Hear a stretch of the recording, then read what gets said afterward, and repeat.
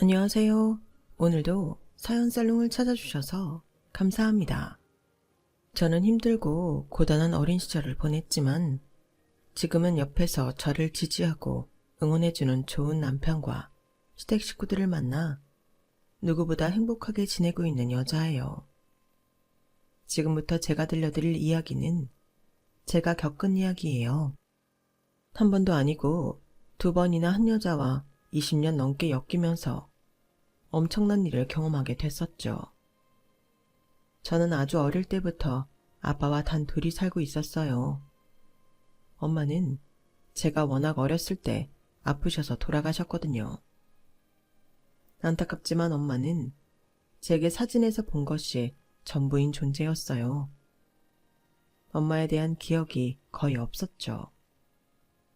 누가 가르쳐주지 않았는데도 저는 아빠 앞에서 죽은 엄마 이야기를 꺼내지 않았어요. 뭔가 그러면 안 될 것 같았거든요.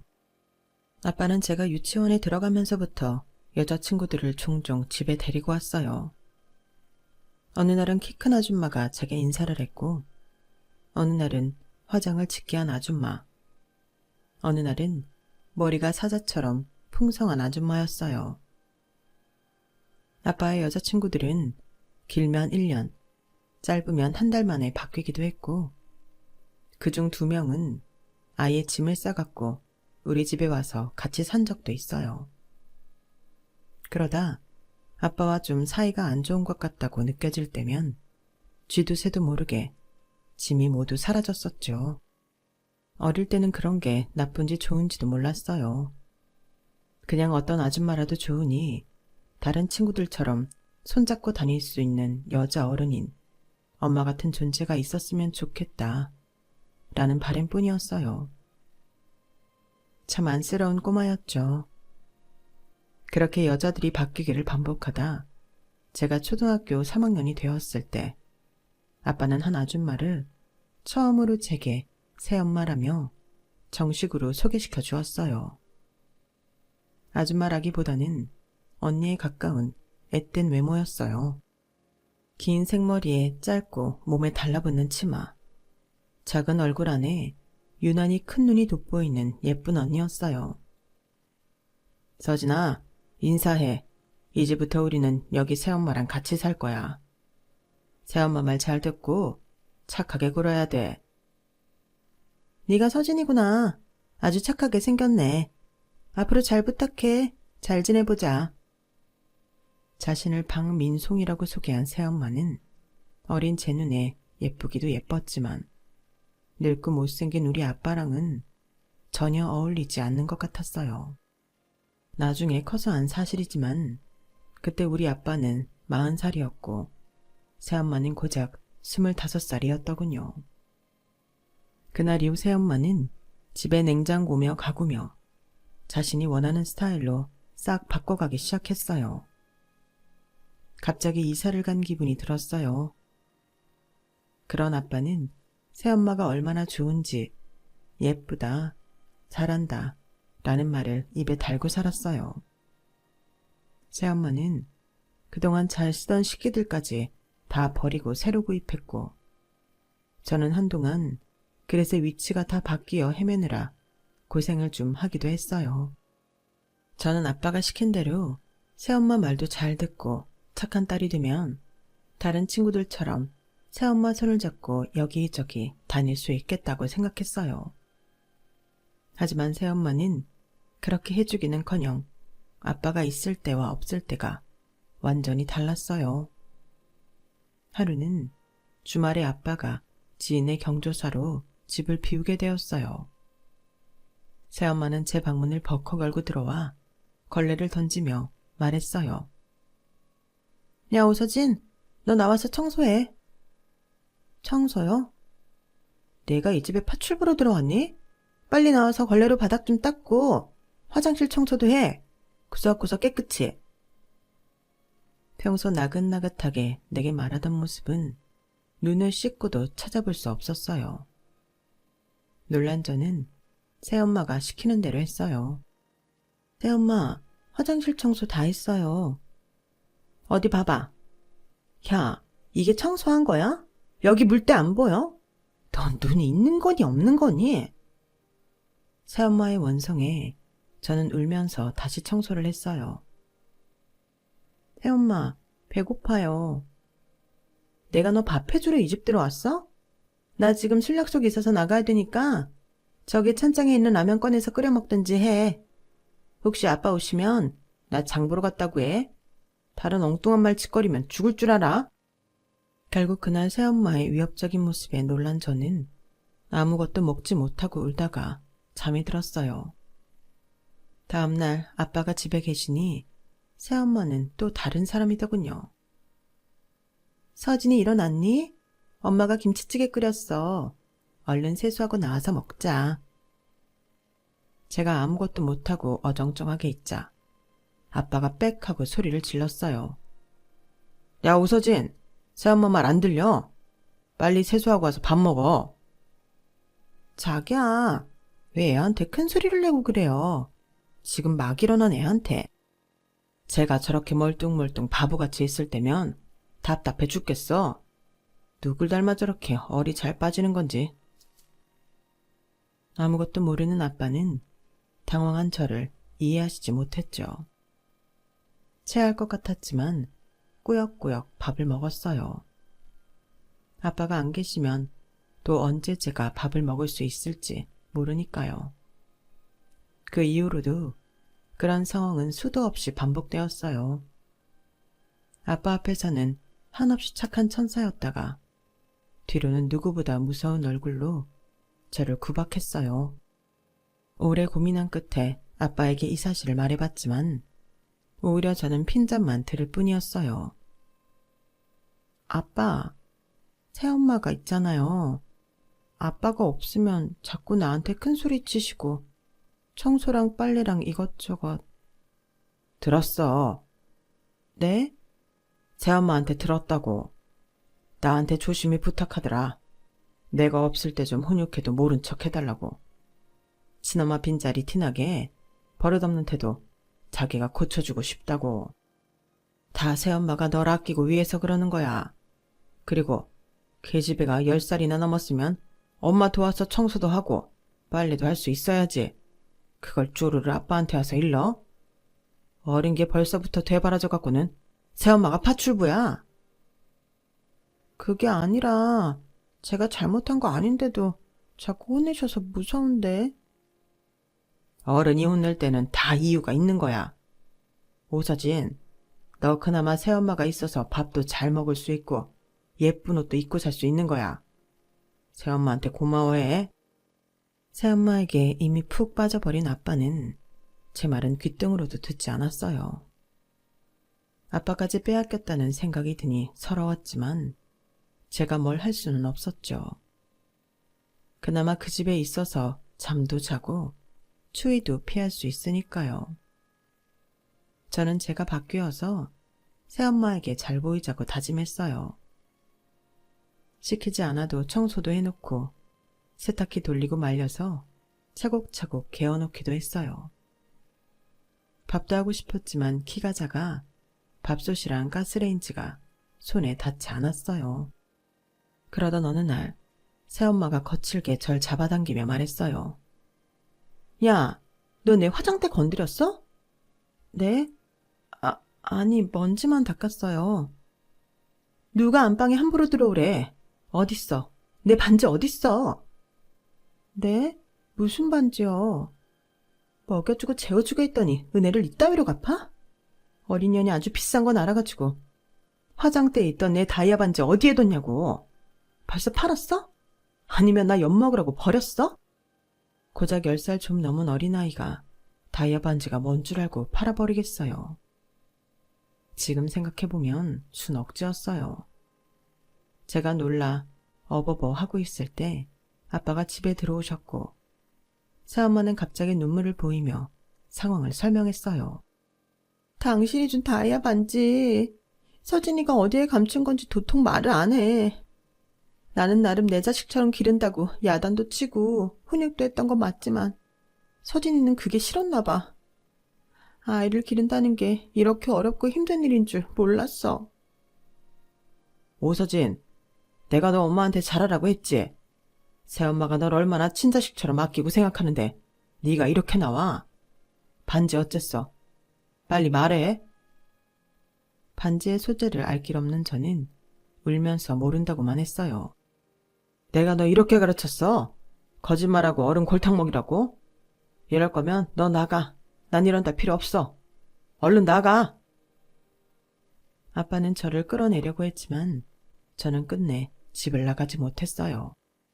반지가 어디 있는 줄 모른다고 2시간 넘게 엎드려 빌며 울자 그제서야 아빠와 새엄마는 제 말이 믿기는지 저를 두고 방으로 들어가 버렸어요. 저도 제 방에 들어가 얼굴을 파묻고 서러운 마음에 몇 시간을 울었어요.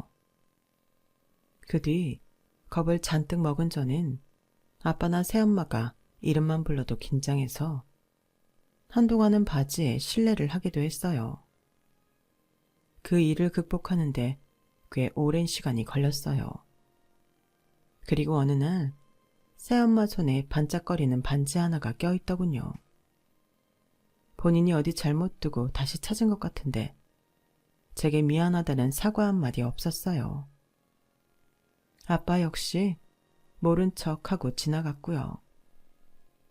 저는 아마 그때부터 큰 절망을 느꼈던 것 같아요. 이제 아무도 내 편이 없다는. 그 이후 어린 새엄마는 다른 여자들보다 훨씬 오래 우리와 함께 살았어요. 저는 저도 모르게 눈치를 보는 소심한 아이로 자랐고 그렇게 6년이라는 시간이 흘렀어요. 제가 고등학교 입학을 앞두고 큰일이 벌어졌어요. 건강하시던 아빠가 갑자기 뇌출혈로 쓰러져 병원 신세를 지게 되었고 한 달도 채 되지 않아 하늘나라로 갔어요. 저는 아빠의 죽음이 엄청나게 슬프지는 않았지만 앞으로 살 길이 막막했어요.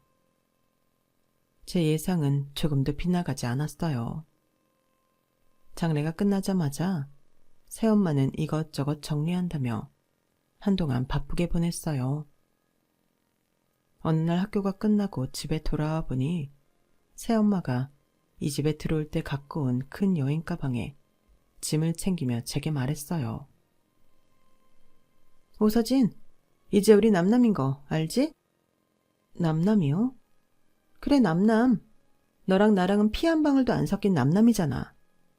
아빠도 죽었으니까 더더욱 같이 살 필요는 없을 테고.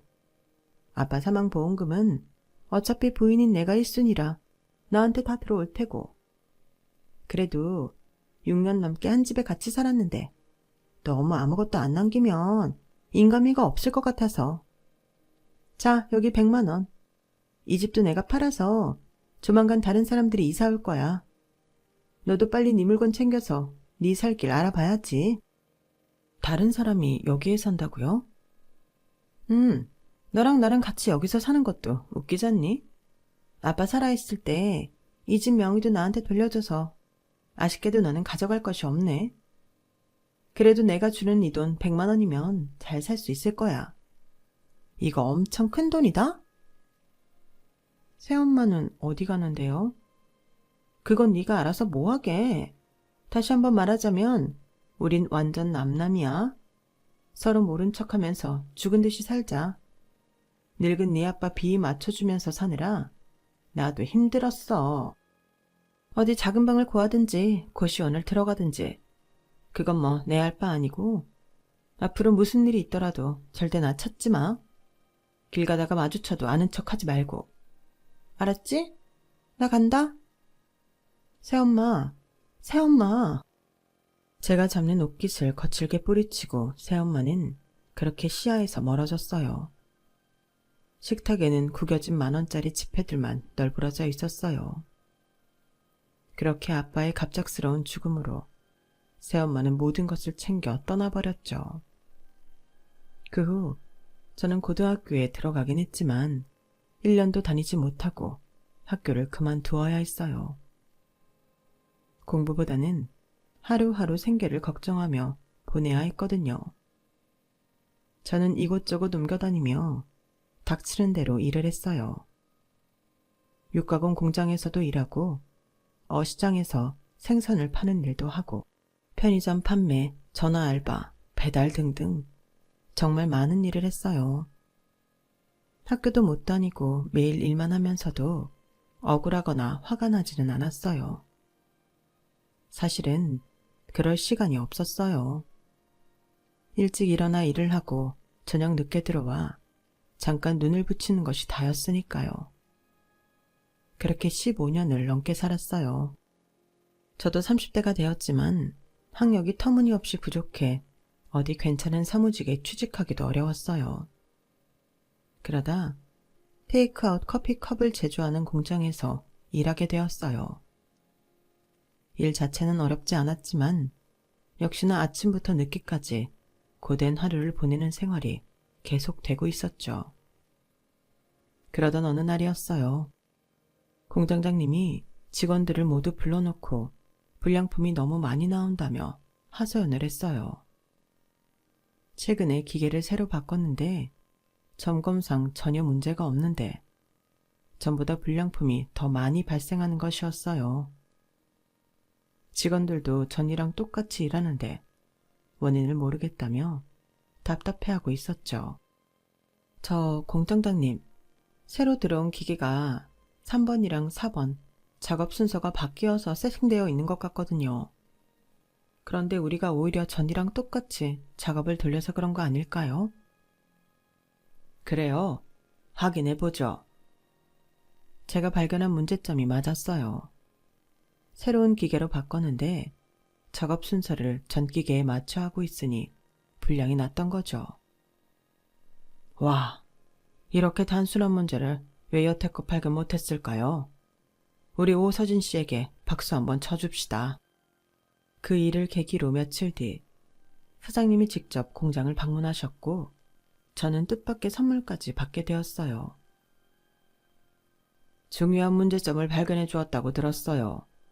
너무 고마워요. 작지만 이거 받으세요. 이렇게까지 받을 일은 아닌데 어쨌든 감사합니다, 사장님. 다음번에 같이 식사하시죠.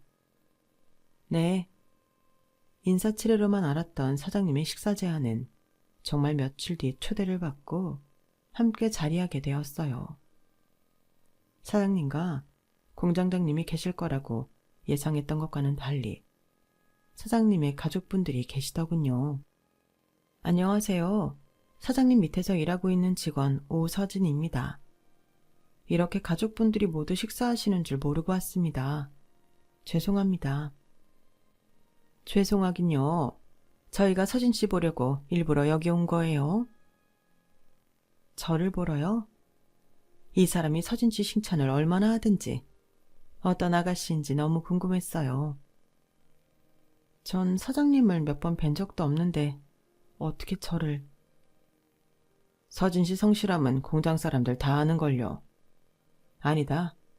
옆 공장 분들한테도 소문이 다 났던데요. 다른 데서 서진 씨 몰래 스카우트해 갈까봐 얼마나 노심초사했다고요. 과찬이세요, 사장님. 공장장한테 처음 서진 씨 이야기를 들었을 때 그냥 좀 성실하고 책임감 있는 친구가 들어왔구나 싶었어요. 그런데 실제로 만나보니 생각보다 훨씬 열심이고 기가 막히게 일을 잘하더군요. 제가 놀랄 정도로요. 그 후로 서진 씨를 계속 눈여겨봤는데 눈치 못 챘죠? 네, 전혀요. 그런 것 같았어요. 서진 씨가 여기서 일한 지 벌써 3년이 됐죠. 3년 만에 제 눈에 이렇게 들어온 직원 처음이에요. 아닙니다, 사장님. 정말 과분한 말씀이세요. 저는 그냥 제 할 일 했을 뿐이에요. 겸손하기까지. 서진 씨는 마음에 안 드는 구석을 찾을 수가 없네요. 불쾌할 수 있겠지만 용모도 너무 매력있고요. 사장님의 칭찬 폭탄에 점점 저는 어리둥절해왔어요.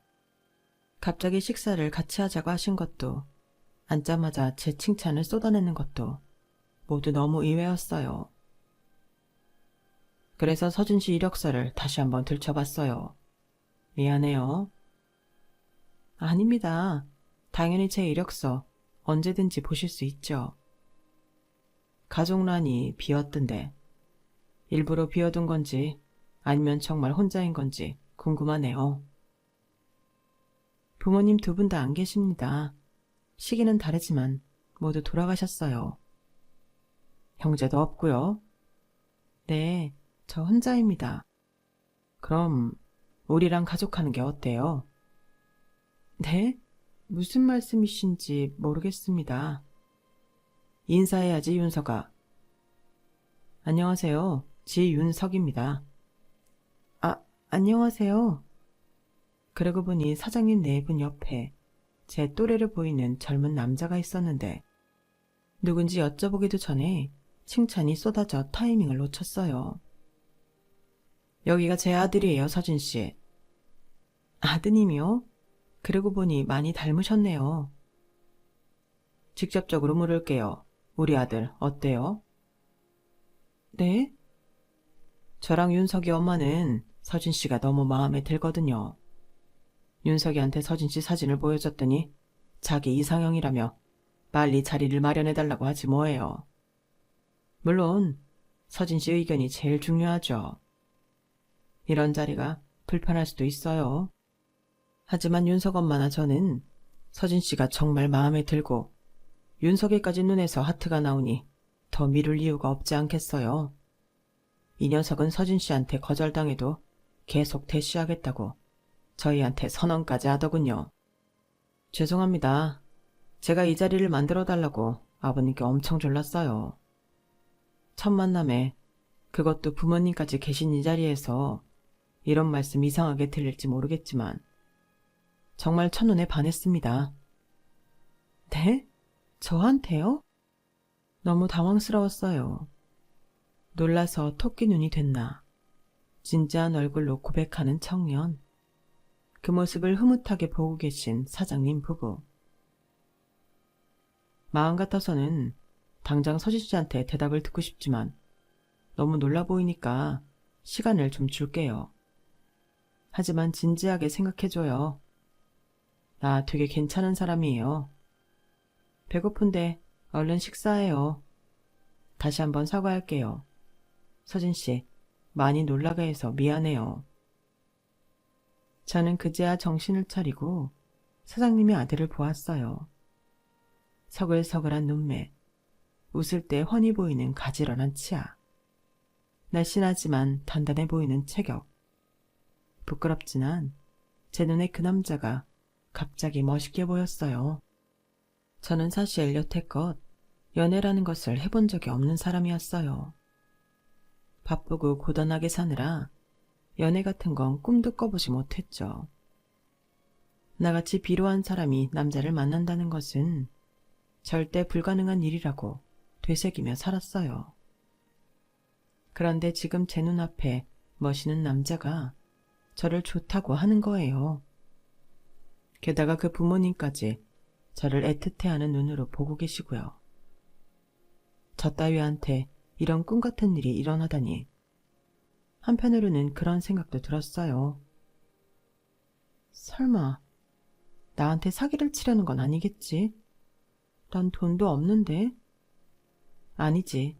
저 큰 회사를 운영하는 사장님이 하필이면 나 같은 사람한테 사기칠 이유가 뭐 있어. 치려면 또 진작에 쳤겠지. 이게 대체 무슨 상황이지? 나한테 이런 행운이 온 적 없는데 머리가 어지럽다.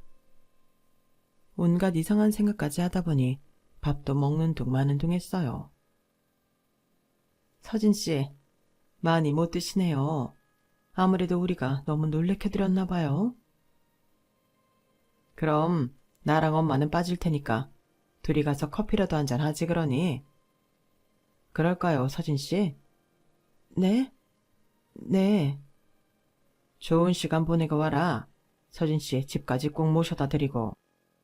당연하죠. 먼저 들어가세요, 아버지. 먼저 일어나 보겠습니다, 사장님, 사모님. 두 분을 두고 저와 윤석 씨는 먼저 일어나 차로 10분 정도 거리에 있는 카페로 이동했어요. 저는 차 안에서도 뭐라고 말해야 할지 몰라 쭈뼛거리기만 했죠. 서진 씨, 무슨 커피 마셔요? 저는 커피를 잘 못 마셔서 과일 주스로 좀 부탁드릴게요. 커피꽃 공장에서 일하는데 커피를 못 드신다니 너무 재밌네요. 윤석 씨는 분위기를 풀어보려고 이것저것 많은 말을 했어요. 제게 궁금한 것도 많이 물어보고요. 서진씨, 정말 미안해요. 갑자기 저희 식구들이 다 몰려와서 부담스럽게 해서. 어머니는 오시지 말라고 했는데 너무 서진씨가 궁금하다고 하셔서요. 아버지가 그만큼 서진씨 이야기를 많이 하셨거든요. 네, 너무 갑자기라 많이 얼떨떨하기는 했는데 그래도 저 예뻐해 주시는 거 감사드려요. 그런데 왜 저 같은 사람에게 서진씨 같은 사람이 뭔가요? 전 사실 남자를 만나본 적이 없어요. 그리고 아까 사장님이 말씀하신 것처럼 가족도 없고요. 배운 것도 없고 할 줄 아는 것도 없어서 이 나이까지 번듯한 직장 한번 다녀본 적도 없고요. 어떻게 봐도 한참 모자란 저를 도대체 왜 사장님과 윤석 씨가. 말했잖아요. 서진 씨는 제 이상형이라고요. 그리고 아버지한테 서진 씨 일하는 이야기 많이 들었어요. 미루는 경우 없이 누구보다 꼼꼼하고 자기 일처럼 적극적으로 하신다고요. 그 얘기를 듣고 생각했어요. 서진 씨는 자기 삶을 대하는 태도도 다른 사람과 다르겠구나. 남한테 보여주기 위해서가 아니라 그냥 매사에 충실한 사람이겠구나. 존경스럽다. 이렇게 말이에요. 제가 누군가에게 존경이란 말을 듣게 될 줄은 몰랐어요. 전 공장장님과도 꽤 친한 편인데 서진 씨 덕분에 직원들 간 협력도 잘 되고 분위기도 좋다고 입에 침이 마르도록 칭찬하시던데요. 그거야 공장장님이 제게 워낙 잘해주시니까. 첫 만남에 이런 고백 부담스럽겠지만 저는 정말 서진 씨한테 반했습니다. 함께하고 싶은 것들이 많습니다. 부디 긍정적인 방향으로 생각해 주세요. 저는 믿자야 본전이라는 마음으로 윤석 씨를 만나보기로 했고 놀랍게도 저희는 부부의 연까지 다 결혼을 하게 되었어요. 제 인생의 첫 남자가 마지막 남자가 된 셈이죠. 저희 새로운 가족들은 따스한 보금자리가 되어주었어요. 처음에 이 가족을 의심했던 것이 죄송할 정도로 제게 한없이 사랑을 베풀어 주었어요. 특히 시아버지와 시어머니는 제가 한 번도 느껴보지 못한 부모의 사랑이 무엇인지 알게 해주셨어요. 남편 역시 누구보다 절 아껴주며 사랑해 주었고요. 어릴 때 받지 못한 사랑이 지금에서야 한꺼번에 몰려온 느낌이었죠. 하루하루가 너무 행복했어요. 저 역시 시부모님과 남편을 진심으로 사랑했고요. 저는 결혼 후에 남편과 함께 시부모님 댁으로 들어가 살았어요. 공장에 이제 나오지 말라는 만류에도 불구하고 전보다 더 열심히 공장 일을 도왔고요. 남편도 본격적으로 아버님 사업을 물려받기 위해 열심히 공부했어요. 다행히 모두 힘을 합친 결과 테이크아웃 컵 사업은 탄력을 받아 성장곡선을 탔어요. 우리 가족들도 공장 직원들도 이런 좋은 날만 계속되었으면 좋겠다 생각했어요. 하지만 그 바람은 뜻처럼 되지 않았어요. 제가 결혼한 지 1년 반이 되던 해에 시어머니의 말기암 소식을 듣게 되었고 결국 4개월 만에 저희 곁을 떠나시고 말았어요. 저와 남편도 너무 슬펐지만 어머니를 많이 사랑했던 아버님의 상실감은 이루 말할 수 없었죠. 장례를 마치고 집에만 계시려고 하는 아버님을 모시고 우리 부부는 어떻게든 밖으로 나가려고 했었어요. 없는 시간을 쪼개서 여행도 가려고 했죠. 저희 노력에 슬픔에 빠져있던 아버님도 조금씩 나아지고 계셨어요. 그렇게 5년이란 시간이 흘렀고 우리 모두 예전처럼 일상을 지내게 되었어요. 그러던 어느 날 아버님이 저희에게 놀라운 소식을 전해주셨어요. 윤서가, 아가, 내가 할 말이 있어. 말씀하세요, 아버님. 윤석 엄마 떠난 지도 5년이 되었지? 네. 내가 이래도 되는지 모르겠지만 이제는 새로운 인생을 살고 싶구나. 아버님, 당연하죠. 저희는 이런 시간만을 기다렸어요. 아버님은 충분히 새로 시작할 자격이 있으세요. 어머님도 그걸 분명히 바라고 계실 거예요. 그렇게 얘기해주니 고맙구나. 사실 얼마 전부터 알고 지낸 여자가 있는데 아주 다정한 사람이야. 말도 잘 통하고 좋은 사람 같아서 곁에 두고 싶은 마음이 들었어. 어머, 정말요? 아버님 너무 잘 됐어요. 전 아버님 새로운 사랑 응원해요. 저도 아버지만 좋다면 누구든지 환영이에요. 나이 차이가 조금 나긴 하지만 그게 다 무색할 정도로 좋더구나. 이제 죽을 날도 얼마 안 남은 노인네가 너무 주책 맞지? 아니에요, 아버님. 주책은 무슨. 너무 멋있으세요. 아버님 얘기 들으니 빨리 그분 뵙고 싶네요. 어머님이 부재에 힘들어하셨던 아버님이 얼마 전부터 활력도 생기고 잘 웃으신다 했더니 역시나 새로운 사람이 생긴 것이었더라고요. 저와 남편은 아버님의 새 출발을 진심으로 응원하며 더 호들갑을 떨었어요. 며칠 뒤 아버님은 저녁 식사 자리에 여자분을 데려오겠다는 뜻을 비치셨고 저는 그날 공장도 안 나가고 하루 종일 이것저것 음식을 차리느라 바빴어요.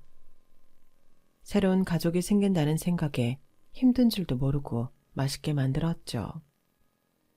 저녁 시간이 되었고 아버님이 마중하러 나가시는 동안 저와 남편은 얼른 음식들을 내왔어요. 얘들아, 인사드려라. 여긴 내가 말한 그 사람이다. 안녕하세요. 박민송이라고 해요. 저는 제 두 눈을 의심할 수밖에 없었어요. 아버님의 새로운 사랑이 예전 우리 아빠와 함께 살던 새엄마라니요. 더군다나 아빠의 보험금을 다 챙겨서 떠난 그 여자였죠. 저는 손이 부들부들 떨리기 시작했어요. 그 여자는 고개를 갸우뚱하더니 이내 안내한 자리에 앉더군요. 아무래도 저를 정확히 알아보지는 못하는 것 같았어요. 이미 20년도 훌쩍 넘었으니까요. 살은 좀 붓긴 했지만 작은 얼굴에 큰 눈은 여전하더군요. 저는 그 여자 눈을 똑바로 바라볼 수가 없었어요. 오만 가지 생각이 들었어요. 여보, 뭐해? 나머지 국이랑 밥 내와야지. 응? 알았어. 이쪽으로 앉으세요, 여사님. 아무것도 모르는 남편은 서글서글한 웃음으로 그 여자를 맞이했어요. 고마워요. 어머, 우리 사장님이랑 아드님이 똑같이 생겼네. 너무 잘생기셨다. 물론 내 눈에는 우리 사장님이 더 멋있기는 하지만. 우리와 처음 만나는 자리인데도 그 여자는 아버님 품에 안겨 스킨십을 계속하더군요. 그 모습을 보고 있으니 예전에 아빠에게 안겨있던 25살의 그녀가 떠올랐어요. 구역질이 났어요. 밥을 제대로 삼킬 수 없었죠. 여보, 왜 그래? 먹는 게 왜 이렇게 시원찮아? 음식 냄새를 너무 많이 맡아서 그런가 봐. 나 신경 쓰지 말고 먹어. 며느님 요리 솜씨 대박이네요. 우리 사장님 배 나온 게 다 이유가 있구나. 허허 웃는 아버님은 그런 그녀가 마냥 귀엽다는 듯 쳐다보셨고 남편도 다정한 그 모습에 흐뭇한 표정을 짓고 있더군요. 그날 저는 결국 체한 것 같다는 핑계로 사랑 과일만 내주고 방에 가서 이불 덮어쓰고 생각에 잠겼어요. 그래, 과거는 그렇다 치자. 저 여자도 지금 나를 정확히 못 알아보는 것 같고. 그런데 이걸 남편과 아버님한테 말해야 하는 걸까? 저렇게 행복해 하시는데 그냥 나만 입 닫고 살면 되는 걸까? 정말 진퇴양난에 빠진 기분이었어요. 어떻게 많고 많은 사람 중에 내 새엄마였던 저 여자와 아버님이 만난 건지 답답하기 짝이 없었어요. 그날 이후 저는 아버님께 그녀의 연락처를 물어 전화를 했어요. 박민송 씨 맞으시죠? 저 며칠 전 봤던 지영규 사장님 며느리예요. 어머, 며느님이 저한테 먼저 연락한 거예요? 그날 체한 건 좀 괜찮아졌어요? 네. 그런데 저 모르세요? 사장님 며느님이잖아요. 그런데 낯이 꽤나 있긴 한데 어디서 봤는지 정확히 모르겠어요. 우리 만난 적 있나요? 오중훈 씨 기억하세요? 저 오중훈 씨 딸 서진이에요. 저랑 같은 집에서 6년을 살다 아빠 죽고 떠나셨잖아요. 순간 긴 침묵이 이어졌어요. 네가 어떻게 사장님 며느리가 된 거야? 왜요? 전 이런 집에 시집 오면 안 되나요? 너 예전에는 나한테 말대꾸도 못하더니 많이 건방져졌다? 제가 아직도 10살짜리 어린애로 보이세요? 아, 용건만 말할게요. 정말로 우리 아버님이랑 결혼하실 생각인가요? 당연하지. 내가 그 사장님 어떻게 꼬셨는데. 꼬셔요? 서로 사랑하는 거 아니었어요? 해. 나 아직 50대 초반이야. 너 같으면 70 넘은 노인네랑 사랑이 생기겠니? 아버님은 그쪽에 진심으로 대하고 있으시던데요. 나도 진심이야. 진심으로 그 사장님이랑 결혼할 거야. 이제 나도 좀 사모님 소리 들으면서 편하게 살아보자. 니네 시아버지 돈 많다며. 다 들었어. 그래서 아버님한테 접근한 거예요. 이유야 어쨌든 날 좋아하잖니. 아버님 돌아가시면 또 보험금 갖고 떠나려고요. 얘가 왜 옛날 얘기를 들추고 그래. 우린 엄연한 합법적 부부였고 배우자인 내가 가져가는 게 맞았다니까. 네가 억울할 거 하나 없어. 나도 6년 동안 봉사했잖아. 고등학교 입학 앞둔 저한테 알아서 살라고 100만 원 던져주고 갔잖아요. 그럼 피도 안 섞인 너를 내가 데리고 사니? 너무 멍청하다. 어떻게 살길 막막한 애를 그렇게 버려두고 갈 수가 있는지. 어쨌든 너 지금 잘 살고 있잖아. 그럼 된 거지. 왜 날 원망하고 그러니? 아버님이랑 남편한테 죽을 때까지 내 입 밖으로 당신 얘기 꺼내지 않겠다고 다짐했는데 당신 지금 태도 보니까 안 되겠네요. 다 말할 거예요. 말해라 얘. 누가 무서워하니? 과거 없는 사람이 어딨다고? 아마 사장님 네 말 기등으로도 안 들을걸? 그 배 나온 노인네가 날 얼마나 좋아하는데. 아주 끔뻑 죽어. 너나 조심해. 내가 그 집 들어가면 너부터 내쫓을지도 몰라. 염치라고는 조금도 찾아볼 수가 없더군요. 저는 당장 아버님과 남편에게 이 일을 전부 이야기했어요. 과거 저희 새엄마 때부터 지금의 아버님을 그냥 물주로만 보고 있다는 모든 이야기를 빠짐없이 했어요. 아버님은 절망적인 얼굴을 하셨어요. 아버님, 제가 죄송해요. 정말 아버님의 새 출발을 빌었는데 이런 악연으로 엮일 줄은 몰랐어요. 그분이 아버님을 정말 사랑한다고 했으면 제가 이렇게까지 하지 않았을 거예요. 그런데 아버님을 그냥 봉으로 생각하고 기만하고 있다는 걸 알았는데 제가 어떻게 가만히 있겠어요. 머리로는 알겠지만 가슴이 마음대로 안 되는구나. 늙은 나지만 박 여사를 내가 정말 사랑했나 보다. 저는 아버님에게서 예전 어머님을 잃었을 때 얼굴을 다시 봤어요. 죄스럽고 죄송스러워서 한참을 울었어요. 남편도 난감해하기 마찬가지였죠. 내가 박 여사랑 이야기를 좀 더 해보고 너희한테 말해줘도 되겠니? 그렇게 하세요, 아버지. 네, 아버님. 다시 한번 너무 죄송해요. 다음날 아버님은 그 여자를 만나러 갔다가 밤 늦은 시간까지 돌아오지 않으셨어요. 다음날이 돼서야 아버님은 슬쩍 문을 열고 들어오셨어요. 뒤에는 그 여자가 뒤를 보고 서 있더군요. 아버님, 괜찮으세요? 전화도 안 받으시고 해서 얼마나 걱정했다고요. 아가, 미안하다. 박 여사랑 많은 이야기를 했단다. 20몇 년 전에 너희 아빠와 결혼했었다는 사실은 인정하더구나. 하지만 보험금 수령이나 그런 건 모두 적법하게 이루어졌고 너를 거두려고 했었지만 너만 보면 돌아가신 아빠가 생각나 매몰차게 돌아섰다고 하는구나. 그리고 박 여사도 거짓이 아니라 생각보다 날 많이 좋아하고 있어. 저는 어안이 벙벙했어요. 헤어졌다고 말하실 줄 알았던 아버님이 뒤에 서 있는 그 여자의 변론을 하고 계시더군요. 그러자 그 여자가 호들갑 떨며 말했어요. 서진아, 넌 내 친자식 같았어. 그런데 아빠가 자꾸 떠올라 너와 함께 있을 수가 없었어. 나도 네 아빠 있는데 아주 오래 걸렸어. 20년이 넘는 시간 동안 나도 헤매다가 이제야 진짜 새로운 사랑이 느껴지는 사장님을 만나게 된 거야. 과거에 내가 너에게 모질게 했던 일들은 잊어주고 우리 새로 가족이 되지 않겠니?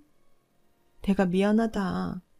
난 정말 지 사장님 많이 사랑해. 허락해 주렴. 그녀의 가소로운 연기에 저는 할 말을 잃었어요. 서로 속상한 시간들이 흘러갔고 한 달 뒤 그 여자로부터 전화를 받았어요. 오서진, 넌 내가 그렇게 금방 죽을 줄 알았니? 나 이제 네 시어머니니까 앞으로 깍듯하게 대하도록 해. 알겠어? 집이라도 한 채 챙기고 싶으면 말이야. 무슨 말이에요? 사장님이 나랑 혼인신고했어. 이제 그 많은 재산 누리고 살다가 사장님 죽으면 다 내 것이 되겠지. 이제 너 내 앞에서 머리 조아리고 다녀야 될 거야. 뭐라고요? 혼인신고했다는 말에 갑자기 기세등등하게 변한 그녀였어요. 하지만 전 다 알고 있었어요. 반격당할 사람은 제가 아니라 바로 그녀라는 것을요. 아버님은 정에 이끌려 정말 그녀의 과거를 모두 없는 셈 치료했었어요. 그리고 같이 살려고 했죠. 제게 미안했지만 아버님도 어쩔 수 없는 선택을 하겠다고 하셨죠. 그러다 어느 날 한 남자가 아버님을 찾아왔다고 해요. 박민송이랑 지금 만나는 분이죠? 박 여사를 아세요? 제가 사장님 인생 구제해드릴까요? 그 남자는 아버님에게 박민송에 관한 이야기를 빠짐없이 해주었다고 해요. 나 박민송이랑 지금 30년 넘게 지긋지긋한 악연으로 엮여있는 사람입니다. 박민송이 18살 때 제 아이를 임신했어요. 제가 꼭 책임지겠다고 조금만 기다려달라고 했는데 애를 낳자마자 저한테 버리듯이 주고는 떠나더군요. 그러더니 돈이 떨어지면 돌아오고 나가고를 반복했어요. 저는 애 엄마이기에 어떻게든 붙잡아 보려고 했지만 여기저기 만나는 남자가 한둘이 아니더군요. 그러다가 정작 자기가 낳은 애는 버리더니 어떤 나이 많고 애 딸린 남자에게 시집을 갔어요. 꽤 오래 살길래 잘 살고 있는 줄 알았죠. 나중에 알고 보니 그 집 남자가 죽어 다시 애는 버리고 보험금만 들고 날랐다고 하더군요. 심지어 죽은 그 남자랑 사는 동안에도 밖에서는 계속 외도를 하고 다녔고요. 그때 보험금 탄 재미를 안 박민송은 본격적으로 행동했어요. 일부러 돈은 많은데 나이가 많거나 몸이 안 좋은 사람만 어떻게 골라내서 혼인신고를 하고 같이 살았죠. 그 사람들을 살살 꿰내서 보험금이고 재산이고 다 가로채기 시작한 거예요. 하지만 혼인신고를 한 부부이기 때문에 합법적으로 돈을 가져갈 수 있었던 거예요. 그래서 박민송이 여태껏 이 수법으로 혼인신고만 몇 번 했는지 아세요? 5번이에요, 5번. 그쪽이랑 하면 6번째고요. 저는 일찍이 박민성과 연락을 끊고 살았지만 제 사업이 한창 잘 되고 있다는 소식을 어디서 들었는지 다시 예전으로 돌아가자면서 혼인신고 이야기부터 꺼내더군요. 지 아이도 버린 여자인데 그 말을 제가 믿겠습니까? 너무 괘씸해서 그동안 박민성이 하고 다닌 행적을 모두 캐봤죠. 이번에는 그쪽이더군요. 무슨 컵 공장을 하고 있다면서요. 수입은 뭐 말할 것도 없이 풍족하고 부인도 지병으로 돌아가셨다고 들었어요. 그쪽 나이도 70이 넘어 보이는데 박민송한테는 아주 좋은 먹잇감 아니었겠어요? 혹여라도 제가 둘 사이를 회방 놓으려고 꾸며낸 거짓이라고 생각하지 마세요. 난 지금 친엄마가 누구인지도 모르는 아들을 30년 넘게 속여가며 살고 있으니까요. 더 이상 피해자가 나오지 않았으면 하는 바람에서 말하는 겁니다. 정신 똑바로 차리고 사십시오. 박민송한테 홀리는 건 순간이에요. 그 남자의 말을 듣고 아버님 나름대로 박민송의 과거를 추적해봤는데 모든 것들이 사실이었던 거예요. 우리 아빠와 사별에 슬픈 과부 행세를 했던 그 여자가 사실은 일부러 타겟을 정해 결혼한 뒤 정당하게 재산을 취했다는 것을요.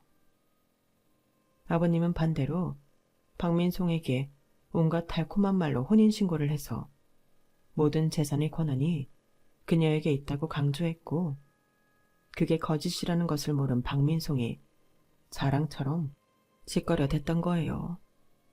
나중에 아버님에게 뒤통수를 맞은 박민송은 우리에게 온갖 저주를 퍼붓더군요. 협박도 했어요.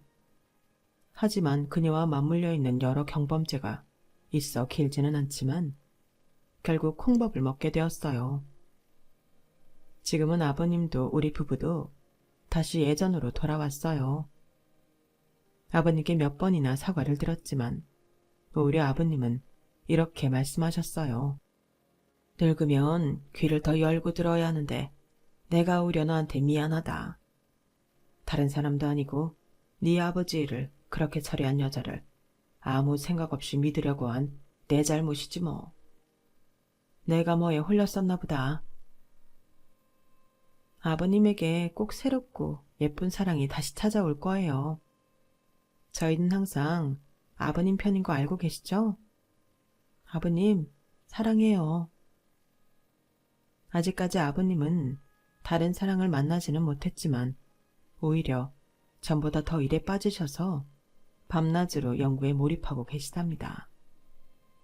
너무 많은 굴곡이 있었지만 그 여자에게 2번이나 당하지 않았던 것에 감사하며 그 여자 역시 출소 후에는 느끼는 바가 많아져서 감사한 마음으로 제대로 여생을 살아가기를 바랍니다. 제 이야기는 여기까지예요.